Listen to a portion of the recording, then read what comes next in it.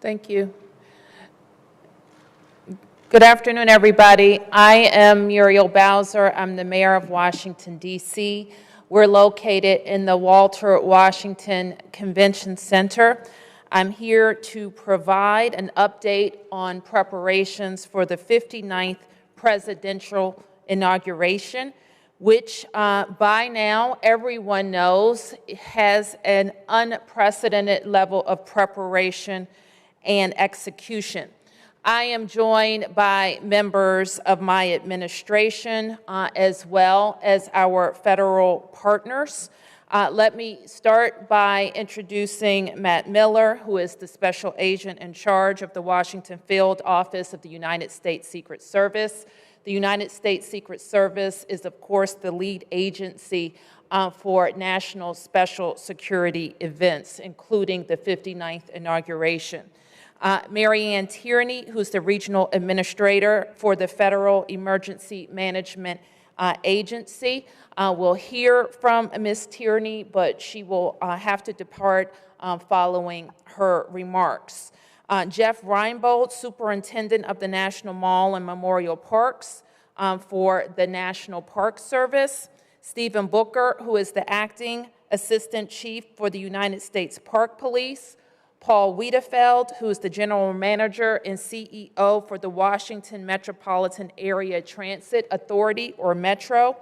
Ronald Pavlik, the chief of the Metro Transit Police. Also, Chief Conti of the Metropolitan Police Department, or DC Police. Kevin Donahue, who is the city administrator for the District of Columbia, as well as Chief Donnelly, who is the chief of the DC Fire and Emergency Medical Service.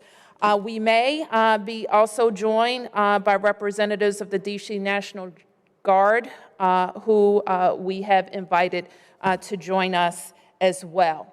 Let me start with a brief situational update, and we will then hear from our guest.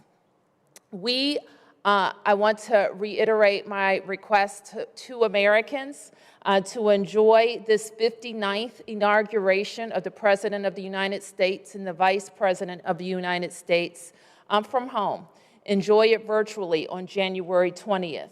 Our tradition, in fact, our constitutional mandate that the transition of power occurs by noon on January the 20th will happen right here in the District of Columbia. And we want everybody to enjoy it and enjoy it right in their own states, in their own living rooms, and with their own families. We know that this is the right request for our public safety and our public health. The National Park Service is, of course, the steward of our nation's parks, including parks right here in Washington, D.C.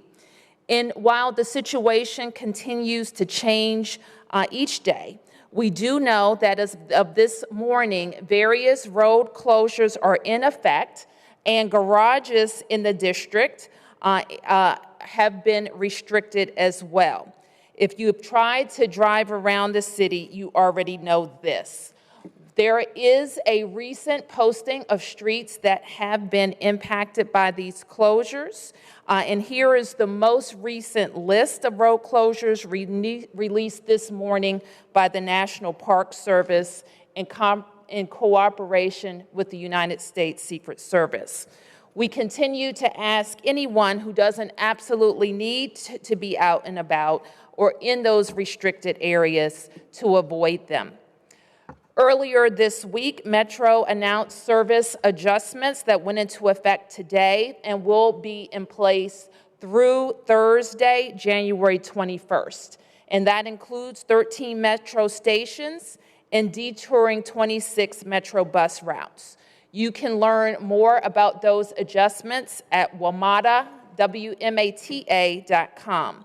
Additionally, streetcar service in the district is suspended, and you can continue to find updates on that at inauguration.dc.gov. We also know that residents are eager to do what they can do to keep our city safe. and we certainly appreciate it. So we want you to be vigilant, look around yourselves when you're out and about, and if you see something, absolutely say something. And you may report anything that you think is out of the norm by calling 911. You may report suspicious activity at 727-9099. You can go to MPD's iWatchDC.org website or text tips to 50411. We are also recommending that businesses download, print, and display these signs. And these signs let anyone know that firearms are not welcome on the premises. We want businesses who encounter anyone with a weapon to call 911 and try not to confront that person or persons themselves. These signs can be downloaded at inauguration.dc.gov. Later today, HSEMA, that's DC's Homeland Security Agency, and MPD will host a community call to discuss the district's planning. Residents and stakeholders can join that call today at 4:30 p.m. by dialing 844-881-1314. The conversation will also be broadcast live on Channel 16, as well as all DC government platforms. If you haven't already done so, sign up to receive specific alerts by registering. You can register and text INAUG 2021 to 888-777. And finally, all of this information can be located in one place at inauguration.dc.gov.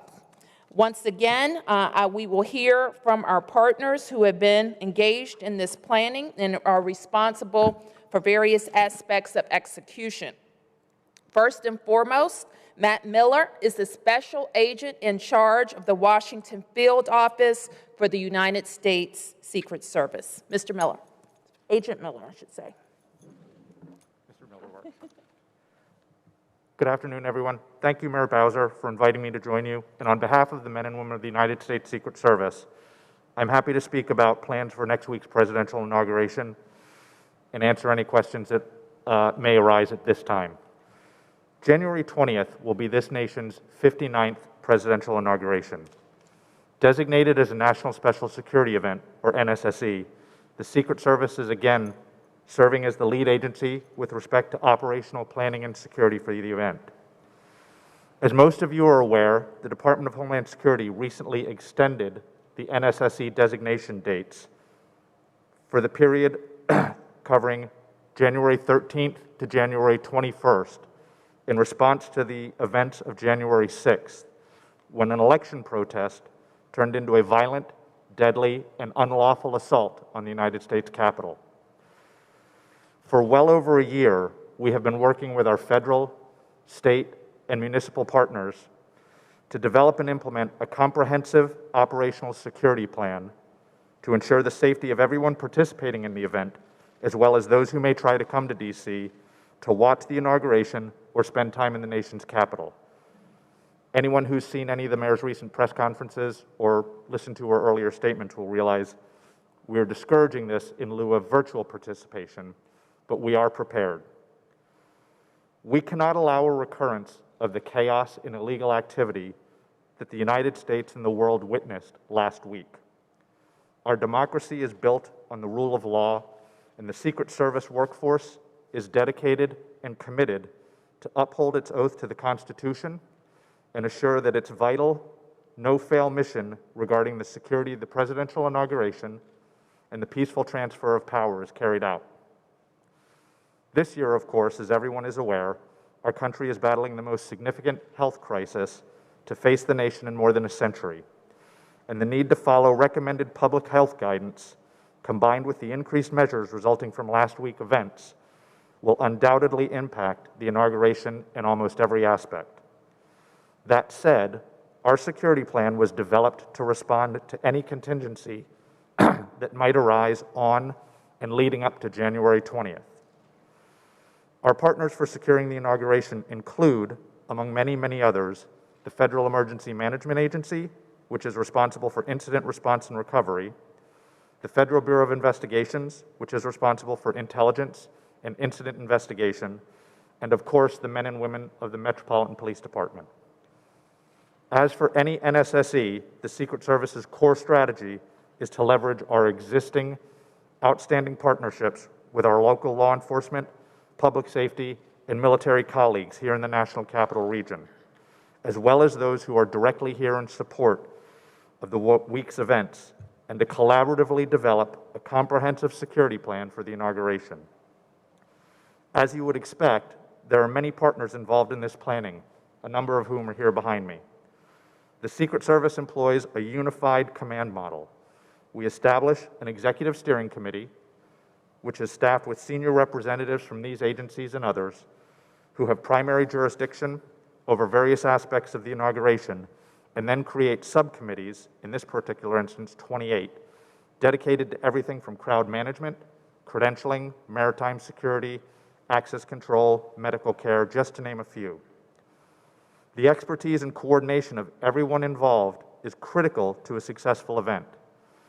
We have conducted numerous training initiatives, tabletop exercises, rehearsals, field and senior command level exercises to ensure we have immediate, well-coordinated, and effective response to any of the challenges we might face during this inauguration.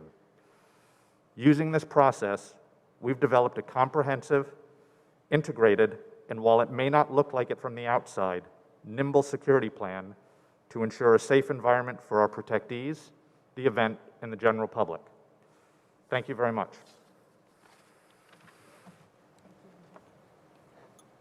Thank you, Agent Miller. Administrator Tierney. Thank you. Thank you, Mayor Bowser. I am Marianne Tierney. I am the Regional Administrator for the Federal Emergency Management Agency. While FEMA is not a law enforcement agency, public safety is our #1 priority for the inauguration. FEMA has taken several actions to promote good public safety during this event. The President has declared an emergency that has enabled FEMA to do several things. The first thing is we have deployed a national incident management team to the DC Emergency Operations Center to work in support of our district partners. We have also deployed regional incident management assistance teams to both Maryland and Virginia to support their planning and actions. We have been working with the district to identify resource requirements. For example, we are currently working a mission to pre-stage ambulance resources, and also we have moved commodities such as food, water, and shelter supplies closer in to support the district should that be needed. We continue to support the Secret Service in their efforts to plan for this event. FEMA has also conducted several exercises in response to requests from the Secret Service as well as other agencies to help prepare since January 6th. That is all I have, pending any questions. Thank you, Marianne. Let me now introduce Jeff Reinbold, who is the Superintendent for the National Mall Memorial Parks from the National Park Service.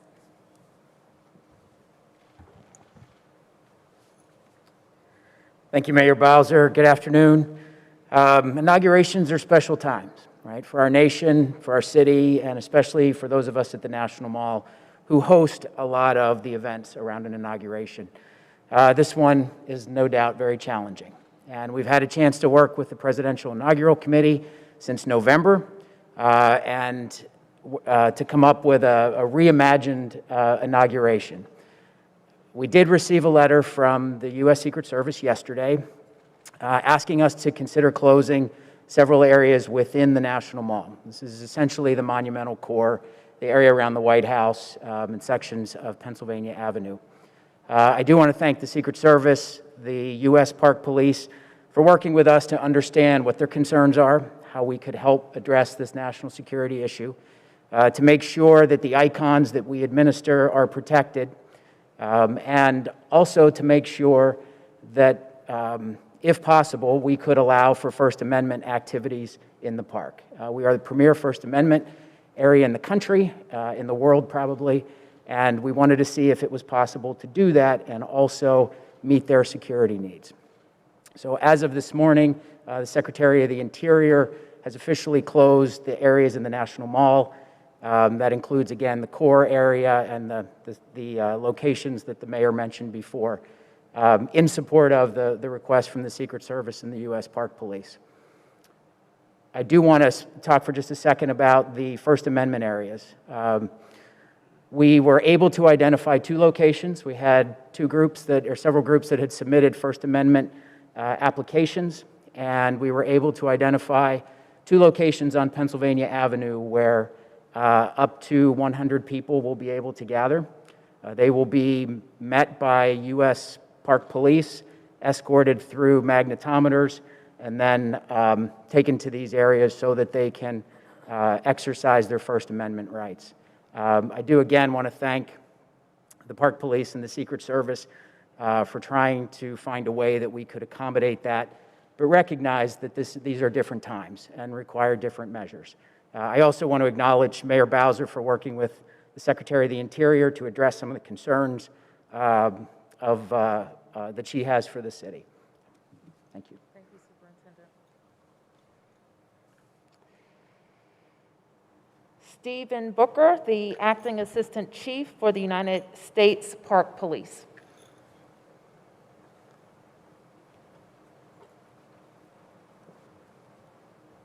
Thank you, Mayor Bowser. On behalf of Acting Chief Monahan and the United States Park Police, the men and women, as Agent Matt Miller said, this is unprecedented.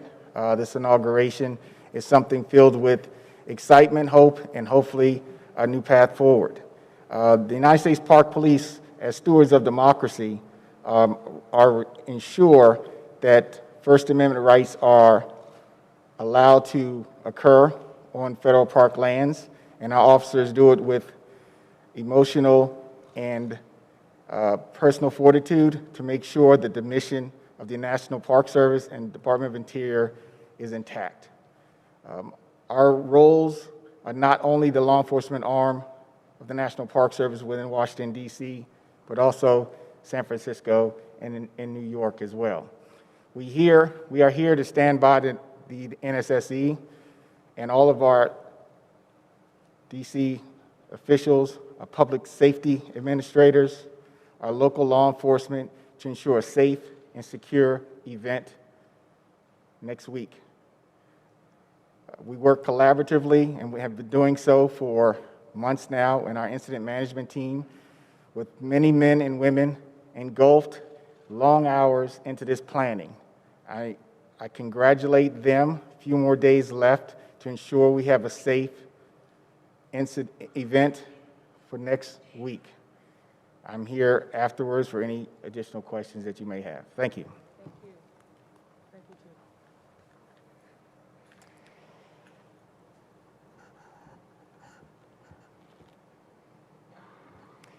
Paul Wiedefeld, General Manager for Metro WMATA.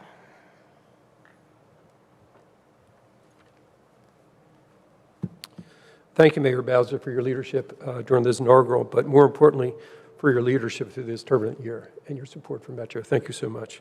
I also want to give a special thanks to our frontline employees. These are the bus operators, the train operators, the station managers, and our police who have once again shown their commitment to this region during this difficult time and this difficult year. Working with Chief Conte and U.S.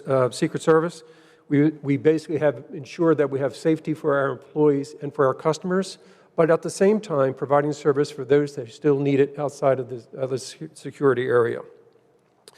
What the customers will see is a stepped-up transit police presence. We also have reached out to our brethren, basically, at other transit agencies, and you will see police officers from Baltimore, New York, New Jersey, Chicago, New Orleans, Houston, Denver, and San Francisco also in our system throughout this week. As the mayor mentioned, there are 11 rail stations already closed today and 2 more tomorrow, and 26 bus lines will be impacted. Again, the best information for that is on our website, WMATA.com. These closures and diversions will stay in effect through Thursday the 21st. In closing, I know this is inconvenient for our customers and for a lot of the businesses in the region, but it's necessary for their safety as well. So thank you again, Mayor, for your leadership on this.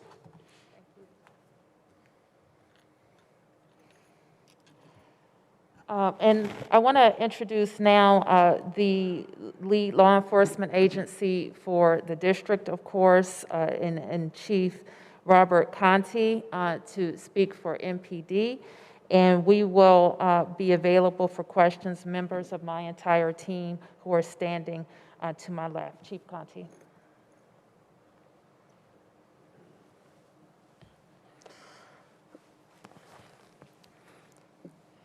Every 4 years, our nation celebrates and honors the continuation and peaceful transition of presidential executive powers. For over 1.5 centuries, people have come from all over the world to witness and commemorate this historic event. However, this year will be significantly different. As we have done since President Lincoln's second inaugural ceremony in 1865, the Metropolitan Police Department members, along with our many partners, have had the greatest honor participating in the planning and execution of the presidential inauguration.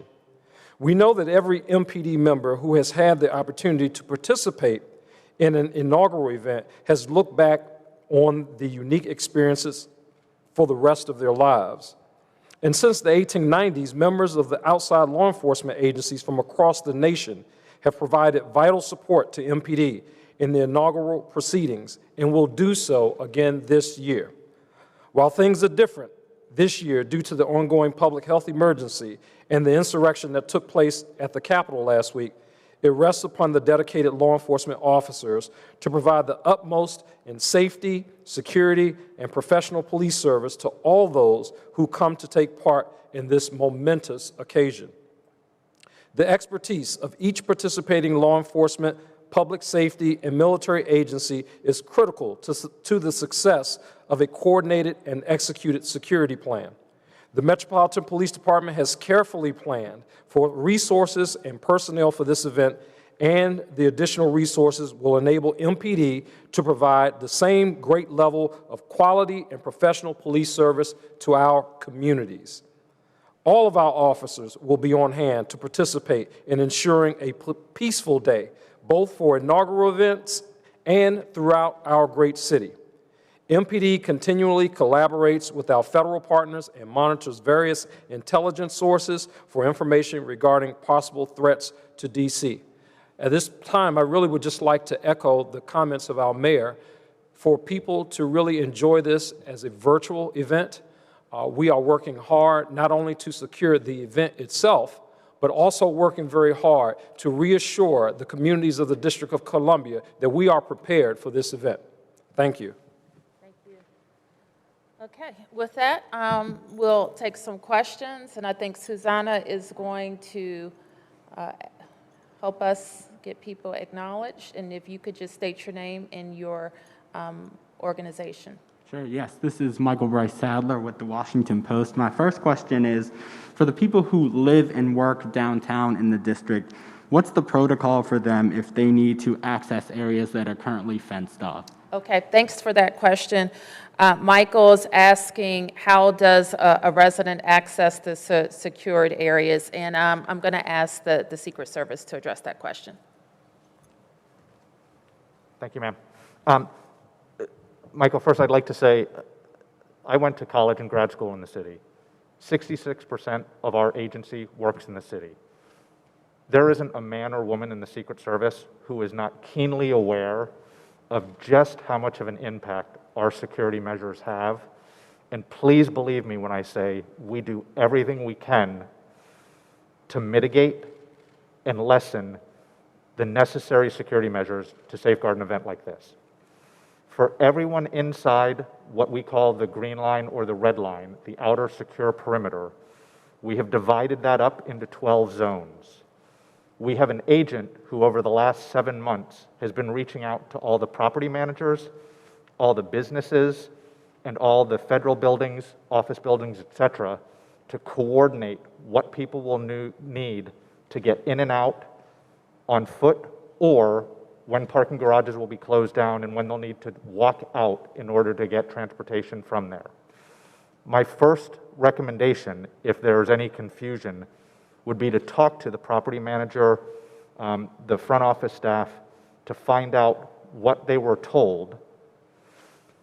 And if there is still further confusion, to make sure they find who that Secret Service agent is. And again, the building, the security, the management will know who that individual is to find out. And if there are special accommodations which need to be made, we also have the ability to do that. We've worked very, very closely with the U.S. Attorney's offices, the courts, law enforcement who are working these criminal investigations pursuant to last week to make sure they can go on without interruption.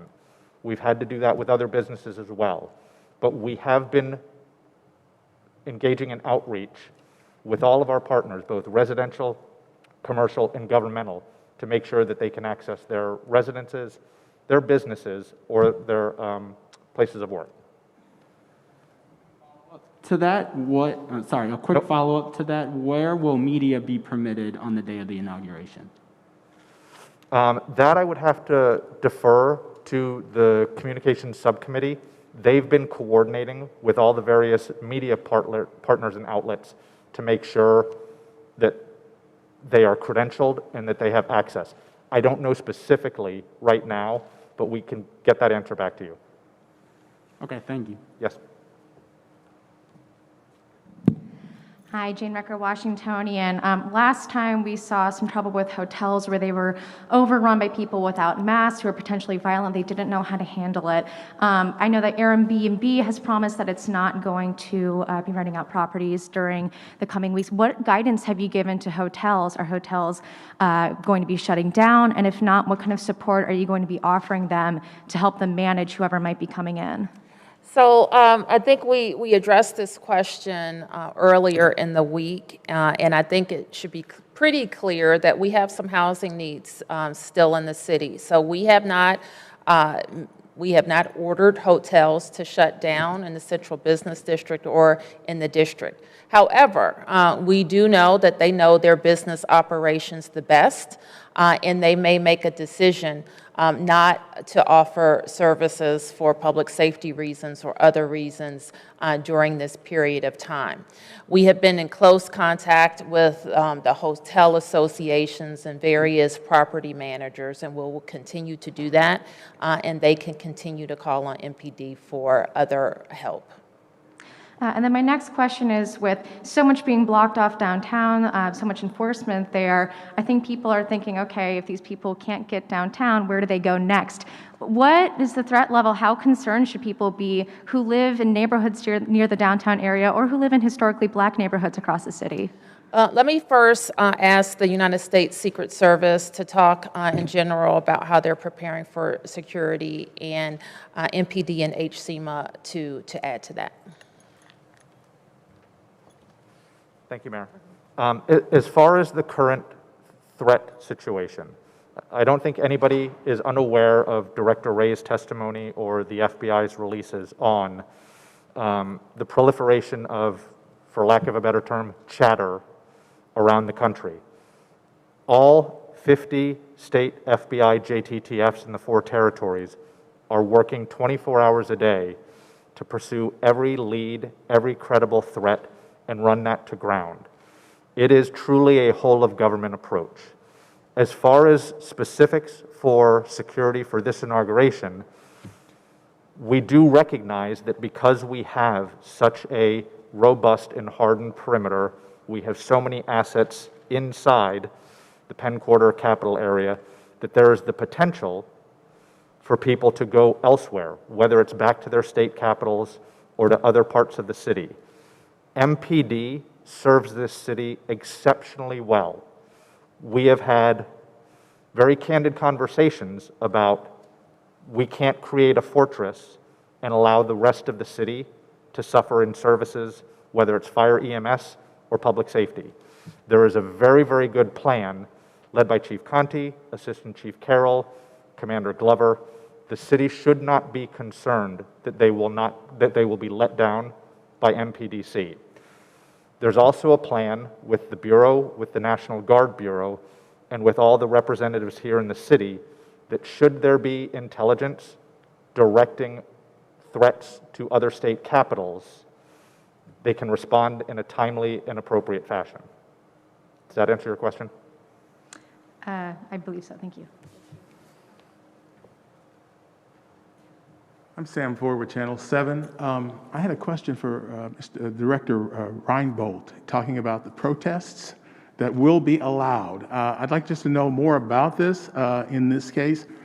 You said there were 2 protests or 2 locations. I'm not quite clear on that. And people will be checked to go. Could you tell us a little more about that? Sure. We had 2 requests for First Amendment activities. And so we had numerous requests, including from the city, to cancel all permitted activities within the park. And I'm happy to say that most of the people that had special events, whether they be weddings or celebrations on MLK Day, worked with us to find different locations, different places. The 2 First Amendment permits that we received, the requests, we were able to work with them, identify a size of the group that the park police were able to look at specific locations and figure out how many they thought could fit in those areas and meet COVID requirements and still safety requirements. We've done this in the past before, where we'll have escorted folks in, often at inaugurations. And so this would be an opportunity where those groups can come, those folks can come.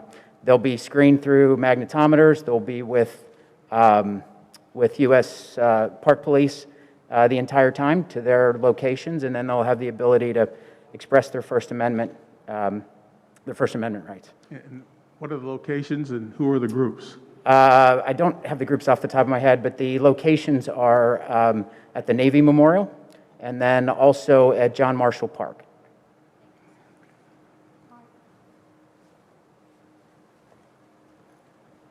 Thank you, Mark Seagraves, NBC Washington. For the mayor and for the Secret Service, first for the mayor or MPD, what can you tell us about the use of curfews, car searches, roadblocks, bridge closures? We already saw one bridge today closed, at least temporarily. What's being planned as far as that you can give us any kind of indication what we might see in the coming days? Sure. So, Mark, we put up on our first slide, and we can go back to it, the road closures that are in place as of this morning.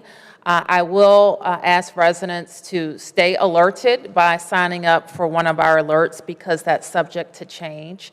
I am aware that the United States Secret Service is considering some other closures inbound to Washington, and I think they will announce those when those decisions have been made.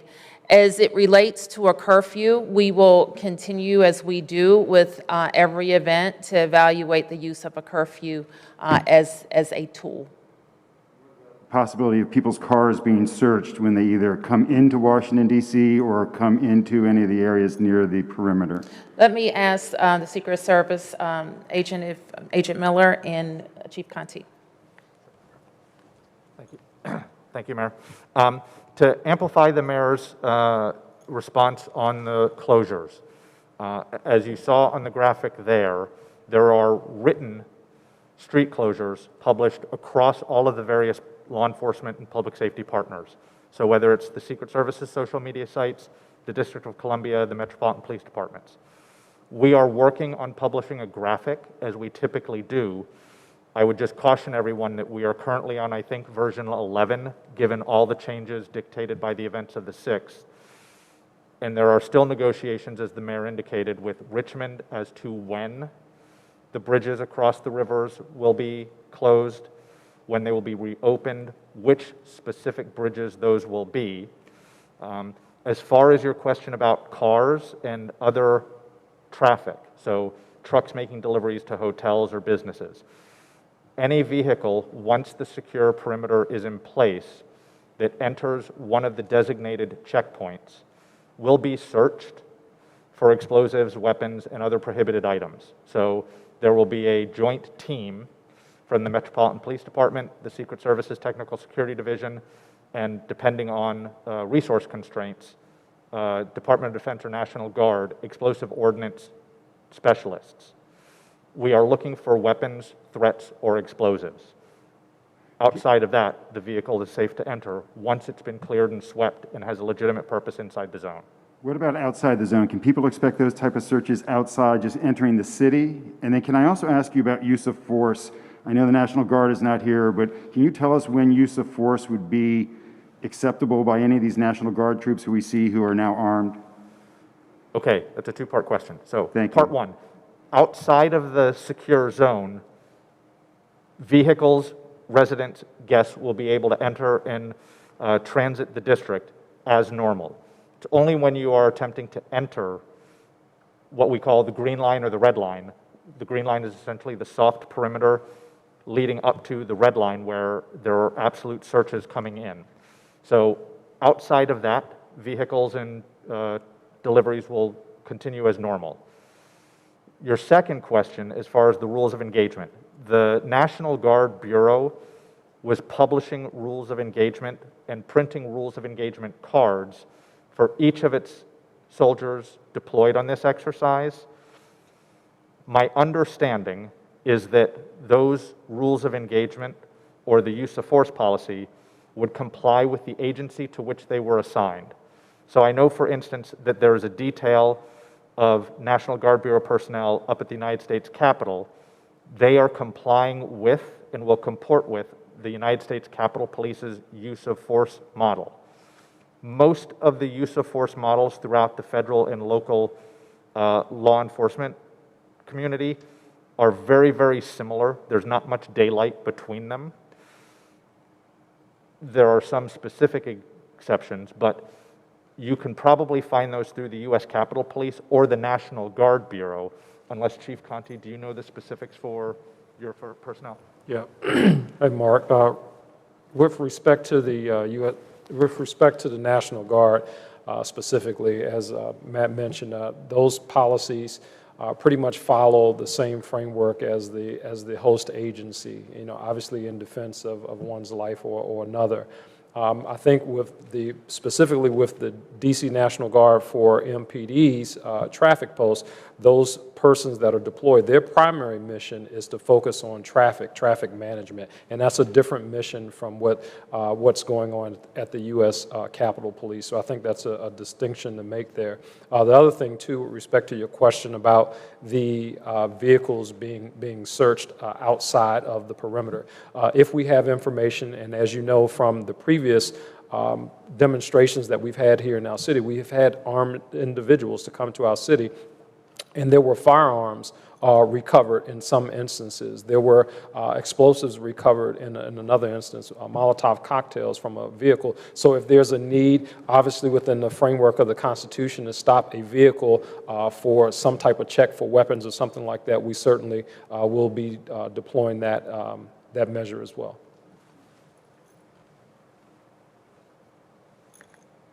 Good afternoon. I'm James Wright with the Washington Informer newspaper. I have a question for Acting Chief Conte and Mr. Wiedefeld. Yes, Chief. Go ahead, James. Okay. Chief Conte, we want to make sure that we have this right. MPD, for lack of a better term, all hands on deck. MPD will be all hands on deck for the inauguration zone. But what about the rest of the city? Will the rest of the city be covered, and will they be covered competently, even though you have many officers in the inauguration zone? Thank you for the question. It's a great question, and I'll answer that very specifically. It's not just all hands on deck for the zone. It's all hands on deck for our entire agency, because our entire agency has responsibility for the entire city.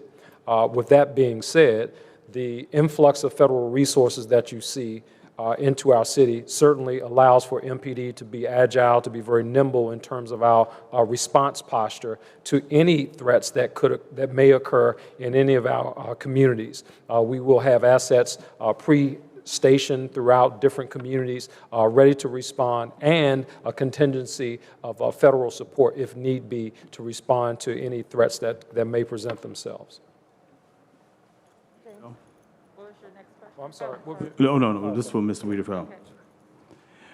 Mr. Wiedefeld, many people in the community on social media, when they saw this plan of closing so many stations, they were very alarmed. Not so much that they're closing it within the inauguration zone, but the fact is that many people travel through that area to get to their jobs and obligations, and many of those people are low-income and working-class people, and they can't afford to telework in terms of getting to their jobs. When this plan came through, did that come to you as a consideration? Of course it did. That was one of our largest concerns, was how do we continue to serve our customer base? We argued for, in effect, to be able to run the trains through the zone so that people would get to the other side without having to basically get off the train and get another means to get there. So that was a huge concern of ours. But, as I said earlier, it is something that we don't welcome, but is something that we all need to do to keep everyone safe.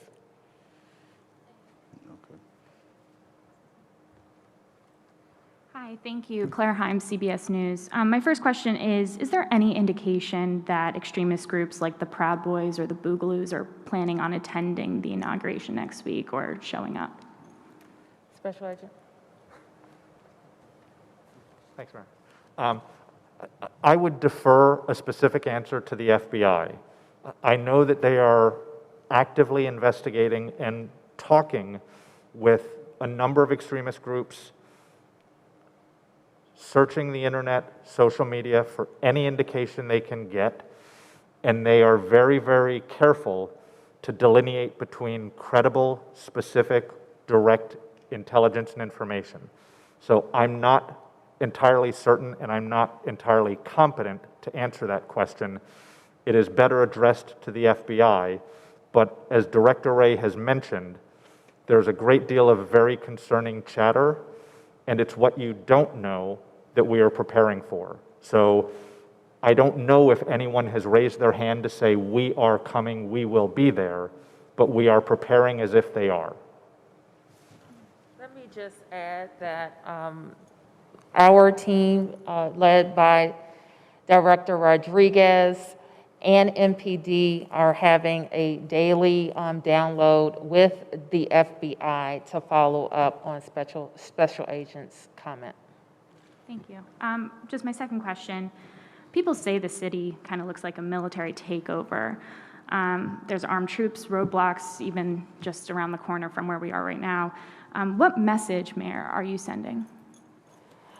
I want to be very clear about this. As a person born and raised in this city, I have spent many days, I have spent a lot of time in and around our national monumental core, at these iconic structures, at the Capitol building where there was an attempted coup. All of these things are so important, not just to America, but to the 712,000 people who call DC home. We traverse these roads and parks each and every day.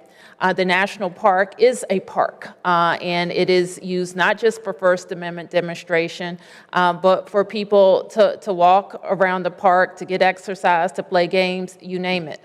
So we don't take any of the measures that we have taken lightly. Let me say something about your comment about a takeover. I have to remind DC residents that I asked the federal government to devise a deployment plan that would protect federal assets in the District of Columbia. And that is what has been done under the leadership of the United States Secret Service and the various agencies that have been mentioned. That is important, as you heard Chief Conte say, because our officers can also focus on keeping DC safe from any aspects of crime, including from these extremist groups that have attacked our Capitol.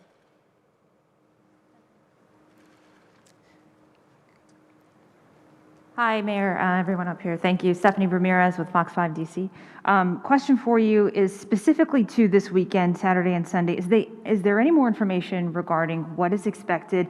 And when it comes to the permitted event, what happens if more than 100 people show?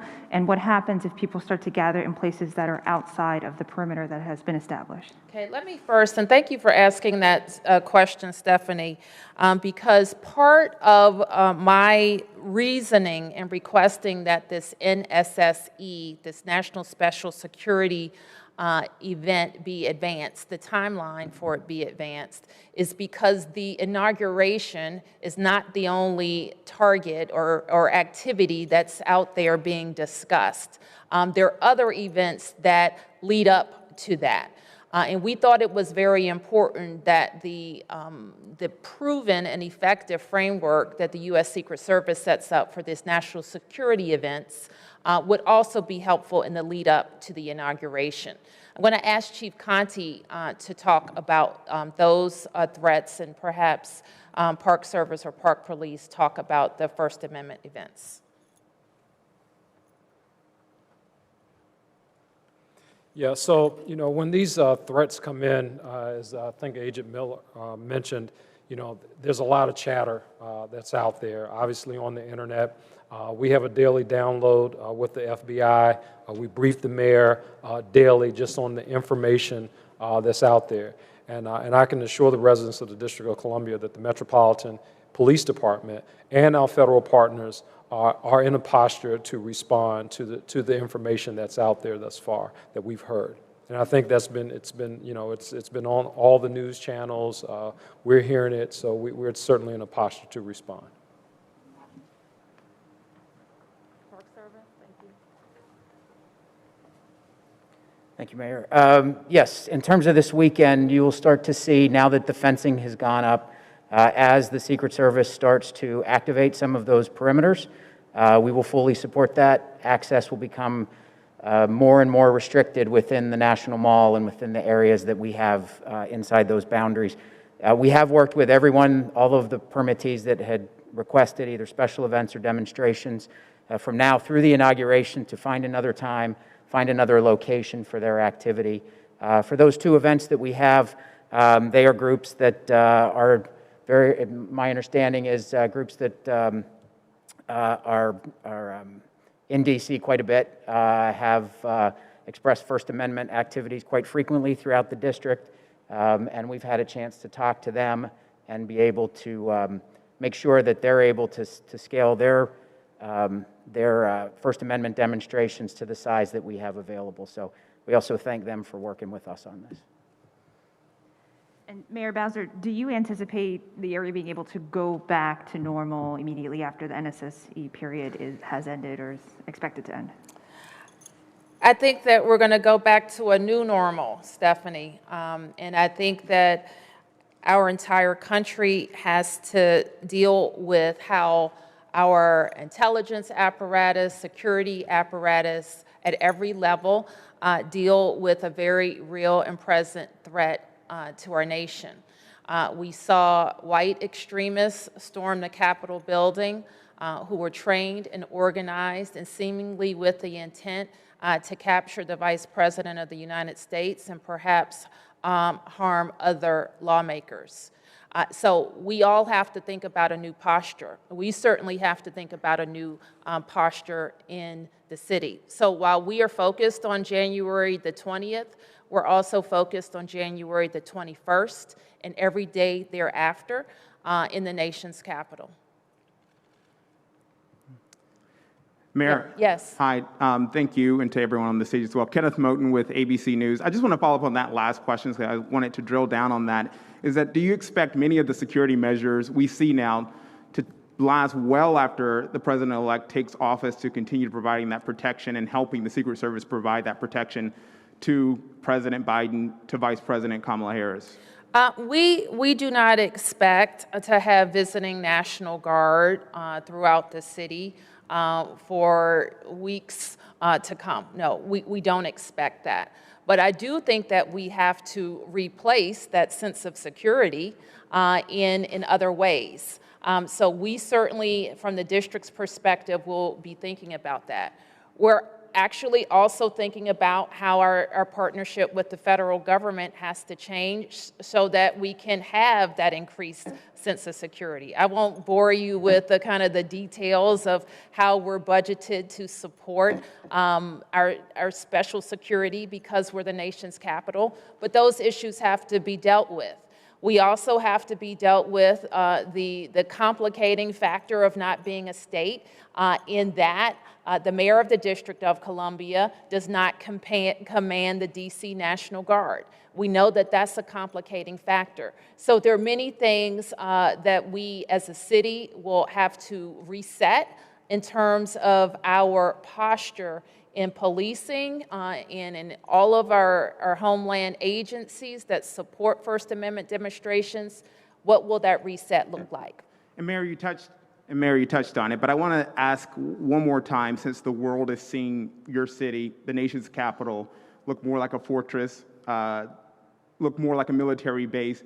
You touched on it there, but I still have to ask you, what goes through you when you see your city looking the way it does now? Is there a disappointment? Is there a realization that this is the reality that we're in?